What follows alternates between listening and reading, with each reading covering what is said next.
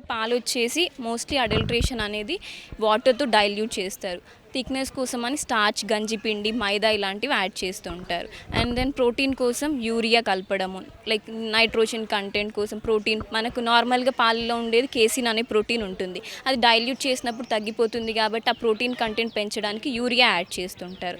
And then పాలు పగిలిపోకుండా ఉండడానికి, pH maintain చేయడానికి సోడియం కార్బోనేట్స్ ఇలాంటివి యాడ్ చేస్తారు. ప్రిజర్వేటివ్స్ వచ్చేసి వాటి పాల యొక్క షెల్ఫ్ లైఫ్ పెంచడానికి హైడ్రోజన్ పెరాక్సైడ్ ఇలాంటివి యాడ్ చేస్తుంటారు. నార్మల్గా మేము ల్యాబ్లో చేసేవి ఇవన్నమాట టెస్ట్లు.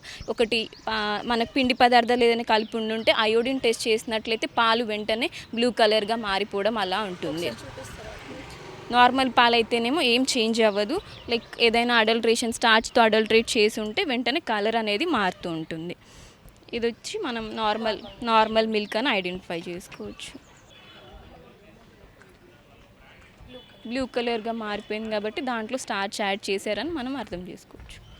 అయోడిన్ నార్మల్గా ఫార్మసీస్లో దొరుకుతుంది. మనం ఈ అయోడిన్ తీసుకెళ్ళైనా టెస్ట్ చేసుకోవచ్చు. దాన్ని యూరియా యాడ్ అయిపోయింది అన్నట్టు ఐడెంటిఫై చేయొచ్చు. ఇది చూస్తే జెన్యూన్, దాంట్లో ఏమీ యాడ్ చేయలేదు. ఎల్లో కలర్గా మారిపోయింది కాబట్టి దాంట్లో యూరియా అనేది కలపడం జరిగింది. హనీ వచ్చేసి నార్మల్గా అడల్ట్రేషన్ అంటే బెల్లం పాకంతో కానీ షుగర్తో కానీ అడల్ట్రేట్ చేస్తారు. దీంట్లో మేము హనీకి చేసేది షుగర్స్ టెస్ట్ చేస్తాం. అది ఒక 65% కంటే షుగర్ కంటెంట్ అలా అవి డిపెండ్ అయి ఉంటుందన్నమాట. అది టెస్ట్ నార్మల్గా అయితే మనం ఇంట్లో చేసుకునే టెస్ట్ వచ్చేసి హనీ వాటర్లో వేయగానే మొత్తం డిజాల్వ్ అయితే అయిపోతుంది అనమాట, డైల్యూట్ అవ్వదు. అదే ఫేక్ హనీ అనుకోండి, వెంటనే డిజాల్వ్ అయిపోతుంది. ఇది వచ్చేసి ఫేక్, డిజాల్వ్ అయిపోయింది. అదే నార్మల్ హనీ అయితే, మన న్యాచురల్ హనీ అయితే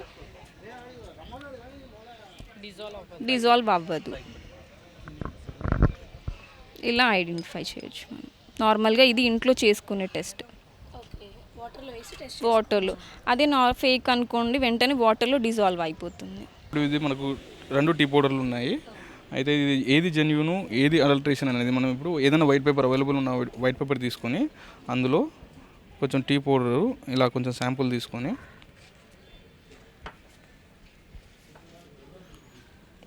అవైలబుల్ ఉన్న వాటర్ తోటి మీరు తెల్ల కాగితము నీళ్లు సరిపోతుంది.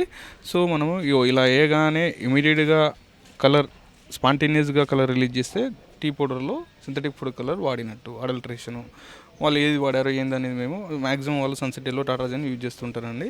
ఇలా కలర్ పర్మిటెడ్ కాదు టీ పౌడర్లో. పర్మిటెడ్ ఉంటే ఏంటంటే కలర్ ఉంటే ఏంటంటే బాడీకి మనకు హెల్త్ చాలా ఆరోగ్యంగా మంచిది కాదు. ఎలా అంటే క్యాన్సర్ వచ్చే అవకాశాలు ఉంది, ఎలర్జీ